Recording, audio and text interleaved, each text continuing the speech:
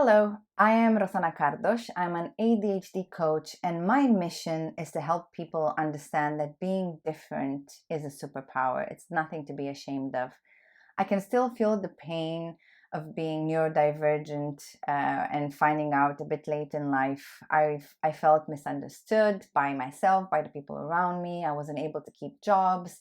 I wasn't able to feel like I fit in. In fact, one of the criteria for me to have friends would be to wait until they're going to say, Roxy, you're different, but I like it. Because I would know that if they're not going to be able to see that I'm different and accept it, we're not going to be able to be friends. I did lose people around this. Like they would get scared, for example, for about my intensity. They would get scared about like the crazy ideas, that the high appetite for risk that I have. And what I want to tell you is that I had to reinvent myself. So obviously, I went to study psychology.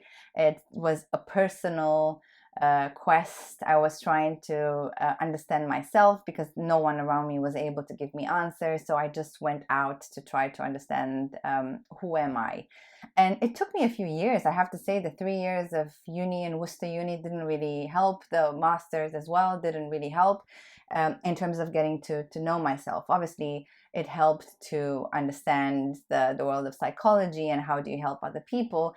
But it wasn't until I discovered that I'm dyslexic, first of all, and now I'm suspicious that I have ADHD, and I'm currently going through the process of getting diagnosed for ADHD. It wasn't until I found out that I'm neurodivergent that things started to make sense. And first, it's the shock, but after the shock, I was really proactive in doing something about it. And for me, the game changer was strengths profile. So it was about finding what are my strengths and then putting them in action.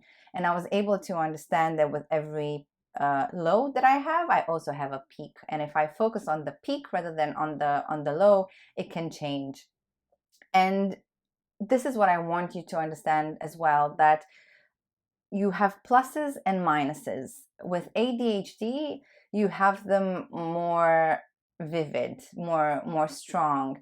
And it's about leaning in and first of all accepting the shadows and the dark things that happen in you, but it's also about really understanding where are those peaks, because probably you've been focusing your whole life looking at the things that don't go so well for you rather than looking for the things that go well. And the moment that you shift that around, it is a game changer. It takes a bit of work because you don't change something that you've been doing for 30 years, for example, in 30 days. And getting support is always a good idea because it's speeding up the process. Of course, you could do it on your own if you don't have the budget to work with someone at the moment. Just expect for things to take much longer if you do it on your own, but that's still not a good reason for you not to do it. I think everyone should go in that direction. And the reason why I tell you over and over again that being different is a superpower, in fact the whole thing that I'm doing is called the ADHD advantage, because I want to draw attention to that, is because I know that it makes a difference. I don't know if you've seen any of the previous videos where I talk about the reticular activation system. You literally have a part in your brain that selects what you get to see. So if you focus on the negative, you're going to see more negative. If you focus on the positive, you're going to see more positives.